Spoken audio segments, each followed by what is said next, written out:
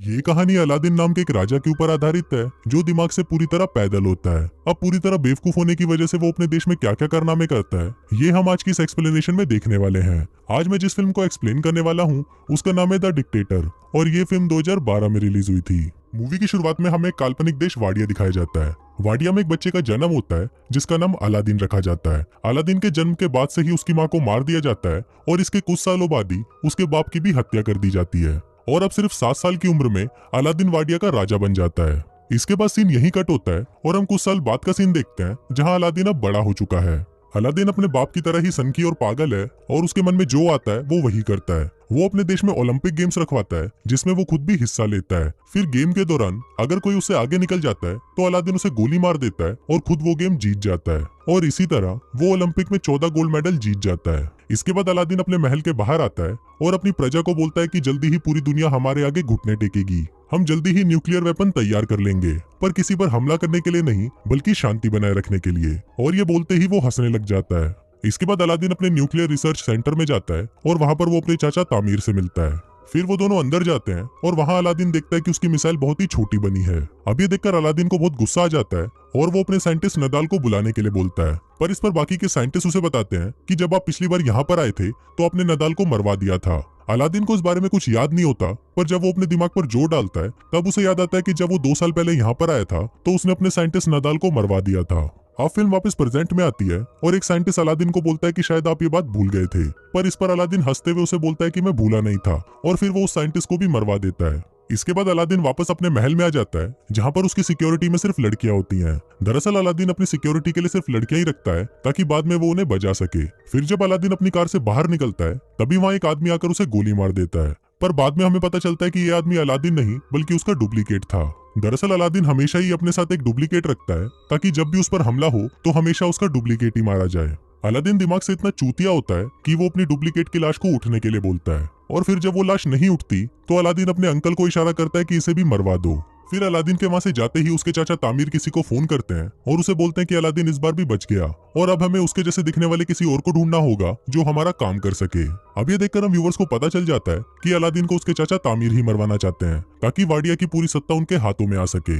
इसके बाद ये लोग अलादीन के हमशक्ल को ढूंढना शुरू करते हैं और उन्हें एक आदमी मिल भी जाता है जो बिल्कुल अलादीन की तरह दिखता था, पर यह आदमी भी अलादीन की तरह ही दिमाग से पैदल होता है। दूसरी तरफ हम अलादीन को देखते हैं जो एक हॉलीवुड एक्ट्रेस मेगन फॉक्स के साथ पलंग तोड़ रहा होता है और पलंग तोड़ने के बाद वो उसके साथ एक फोटो खिंचवाता है और वो उस फोटो को अपनी दीवार पर चिपका देता है। उसी दीवार पर हम और भी कई सारी लड़कियों की फोटोज देखते हैं जिनके साथ अलादीन अब तक पलंग तोड़ चुका है। फिर अगले दिन जब अलादीन वीडियो गेम खेल रहा होता है तभी वहाँ पर उसके चाचा तामीर आते हैं और उसे बोलते हैं कि तुम्हें अमेरिका जाकर अपने परमाणु हथियार बनाने के बारे में उन्हें सफाई देनी होगी और अगर तुमने ऐसा नहीं किया तो वो लोग अपनी फौज को यहाँ बेचकर वाडिया पर कब्जा कर लेंगे।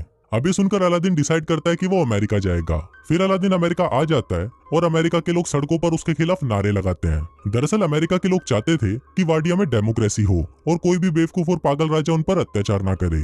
इसके बाद अलादीन अपने सिक्योरिटी हेड से मिलता है जिसका नाम क्लिटोन होता है और वो अलादीन को बिल्कुल भी पसंद नहीं करता था। फिर जब रात को अलादीन अपने होटल में सो रहा होता है तभी वहाँ पर क्लिटोन आता है और वो उसको किडनैप कर लेता है। वो उसे एक टॉर्चर रूम में लेके जाता है और वहाँ पर वो अलादीन को अपने हथियार दिखाता है जिससे वो उसे टॉर्चर करने वाला है, पर अलादीन उसके हथियारों का मजाक उड़ाने लगता है जिससे गुस्सा होकर क्लिटोन उसकी दाढ़ी काट देता है। फिर वो उसकी दाढ़ी को जला देता है, पर दाढ़ी पर लगी आग से वो खुद भी जल जाता है।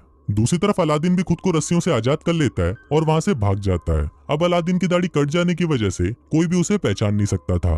फिर अगले दिन अलादीन उसी जगह जाता है जहाँ पर उसे भाषण देना था। तभी वो वहाँ पर देखता है कि उसका हमशक्ल उसके चाचा तामीर के साथ वहाँ पर भाषण देने के लिए जा रहा है और अब अलादीन ये सब देखकर समझ जाता है कि ये सारा खेल उसके चाचा तामीर का है। अब अलादीन को बहुत ज्यादा गुस्सा आ जाता है और वो रेलिंग तोड़कर अंदर जाने की कोशिश करता है, पर तभी सिक्योरिटी उस पर हमला कर देती है और वो नीचे गिर जाता है। तभी वहाँ पर जोई नाम की एक लड़की आती है और वो उसे स्कूटी पर बिठाकर वहाँ से ले जाती है। इसके बाद जोई उसे अपनी दुकान पर लेके जाती है जहाँ पर वो काम करती थी। जोई अलादीन को कुछ कपड़े देती है और उसे पूछते है कि क्या तुम मेरी दुकान पर काम करोगे, पर इस पर अलादीन उसे बोलता है कि मैं चूतियों के साथ काम नहीं करता और ये बोलकर वो वहाँ से चला जाता है। अब अलादीन सड़कों पर भटक रहा होता है और तभी वहाँ उसे नदाल दिखता है जिसे उसने कई सालों पहले मरवा दिया था।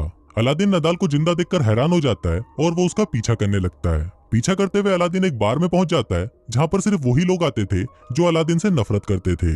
तभी वहाँ पर काम करने वाला एक आदमी अलादीन को पहचान लेता है और वो सभी को बता देता है कि ये अलादीन है। दरअसल उस बार में जितने भी लोग थे उन सभी को अलादीन ने मरवा दिया था। पर उनमें से कोई भी मरा नहीं था और वो सब भागकर अमेरिका आ गए थे।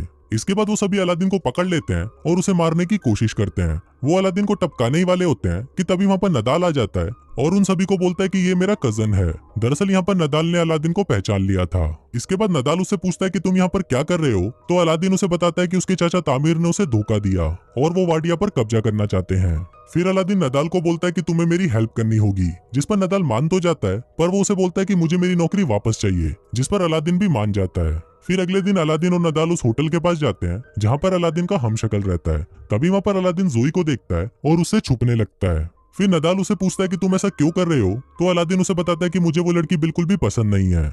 जिस पर नदाल उसे बोलता है कि अगर तुम इस लड़की को जानते हो तो उसकी मदद से हम इस होटल में आसानी से पहुंच सकते हैं। अब अलादीन ना चाहते हुए भी जोई की शॉप में काम करने लगता है, पर वहाँ पर वो ढंग से काम करने की बजाय सभी चीजों को बिगाड़ देता है। फिर अलादीन को नदाल का कॉल आता है और वो उसे बताता है कि मैंने सारा प्लान बना लिया है। हम कैंटीन के सामान के बहाने से उस होटल में जाएंगे और वहाँ पर नकली अलादीन को हटाकर उसकी जगह असली अलादीन को ले आएंगे।